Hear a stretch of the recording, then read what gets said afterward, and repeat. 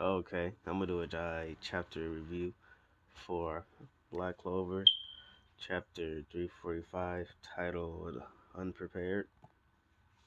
So, at the beginning of this chapter, we start off with what happened with the previous events before what are they called? Before the Paladins had broke free of the Torii Gate and unleashed the five-headed dragon.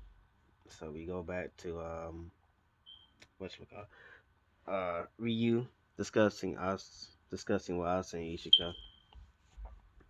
So Ryu tells Ishika that the enemy's here.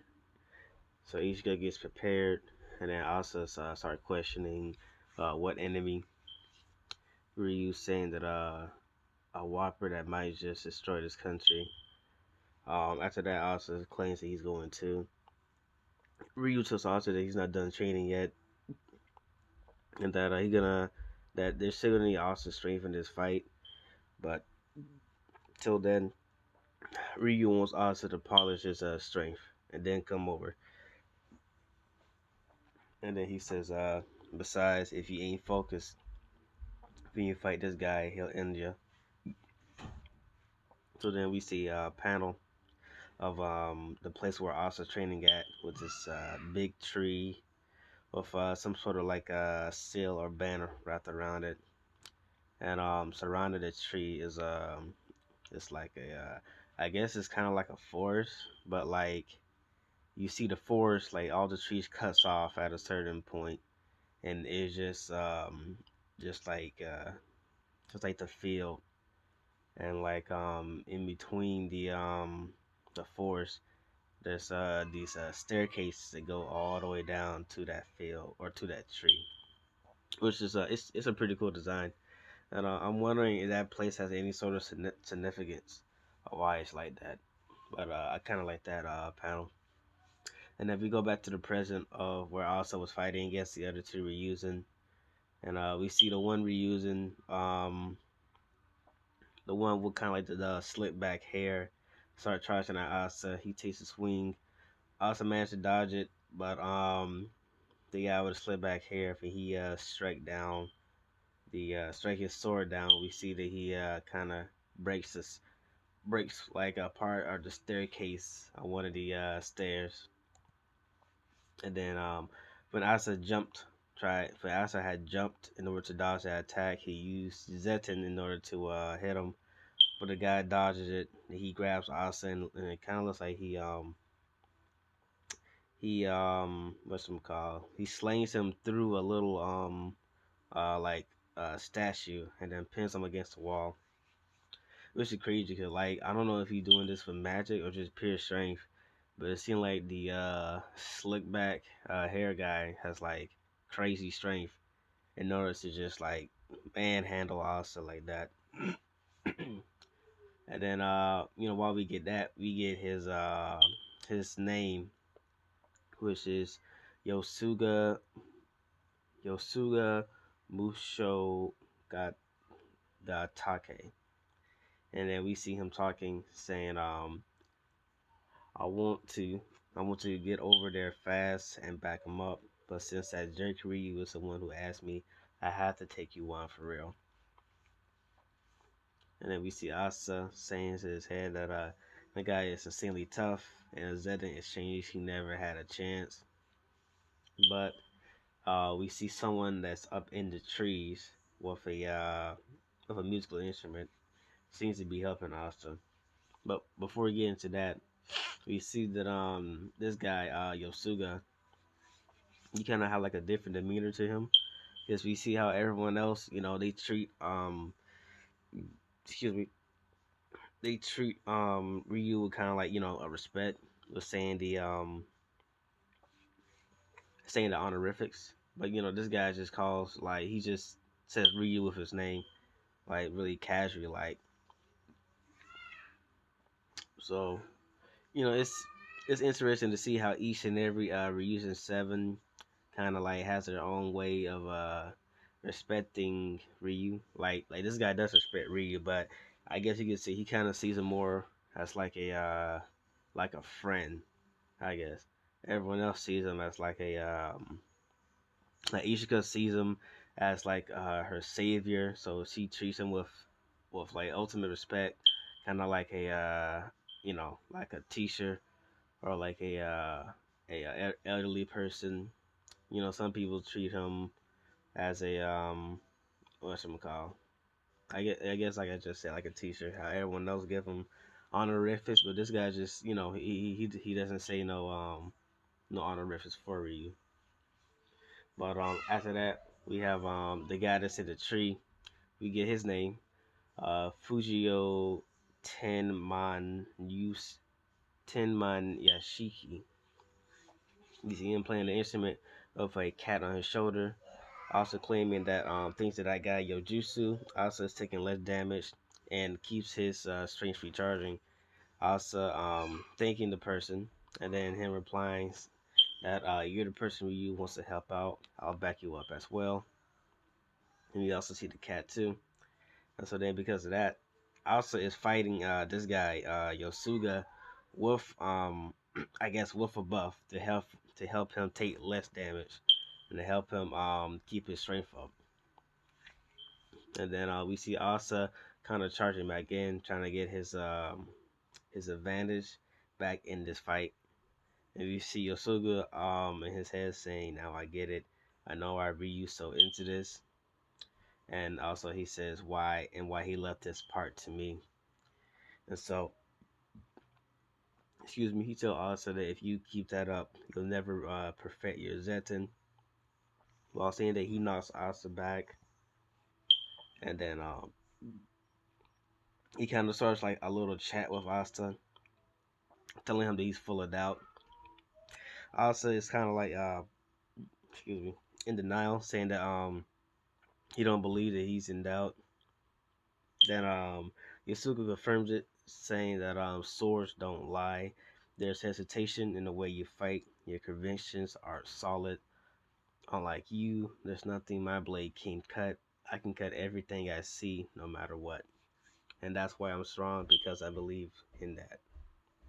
And I kind of like his saying, or what his conviction is. That's pretty cool. It's like, because he's the strongest of the Ryusen seven.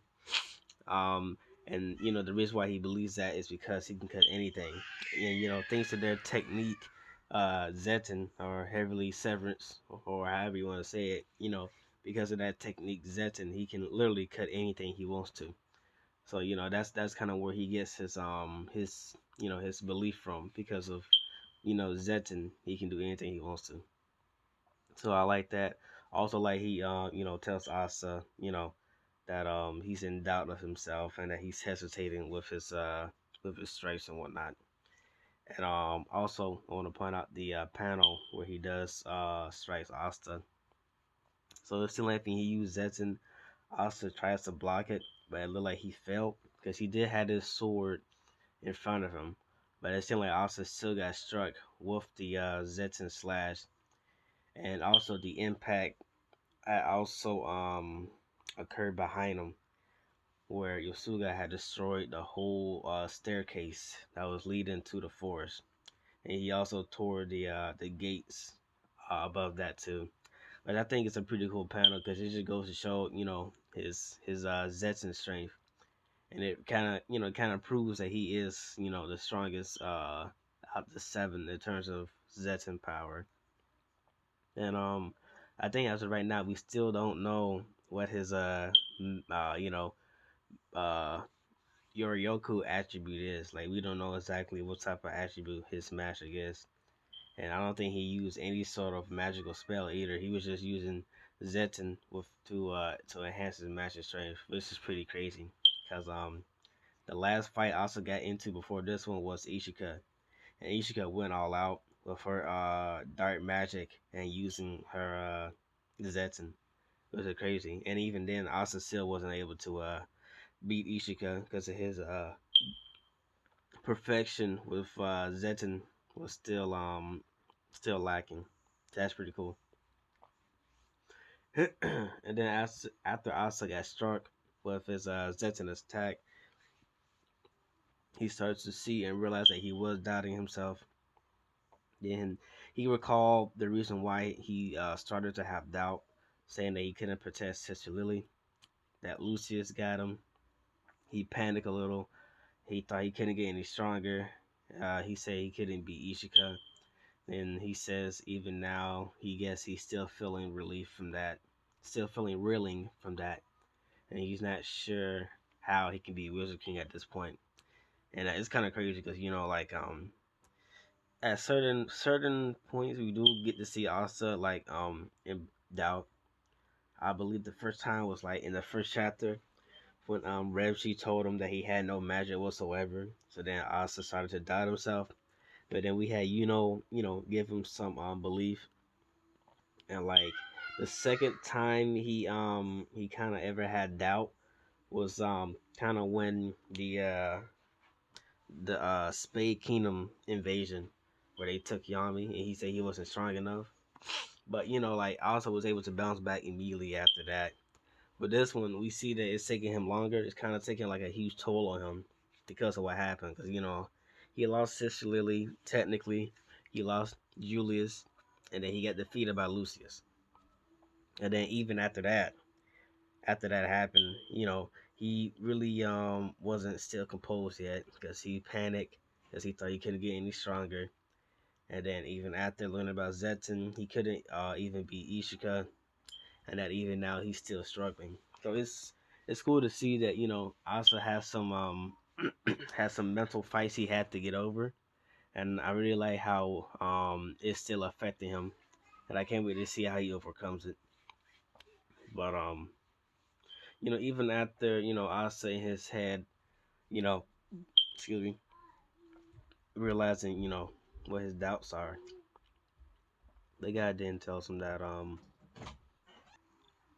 so then we see Yusuga telling him that that Asa up against the strongest warrior around, and that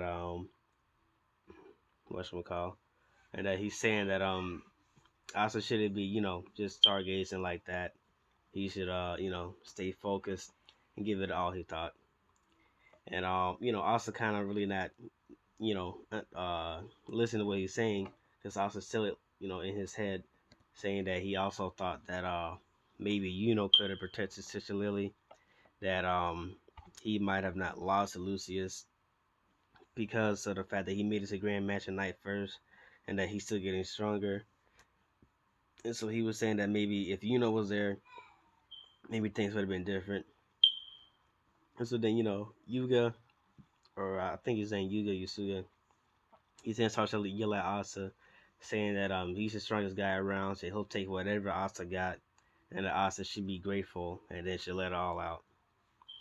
So that's pretty cool. I really liked his character. I like his design at the first time we saw him.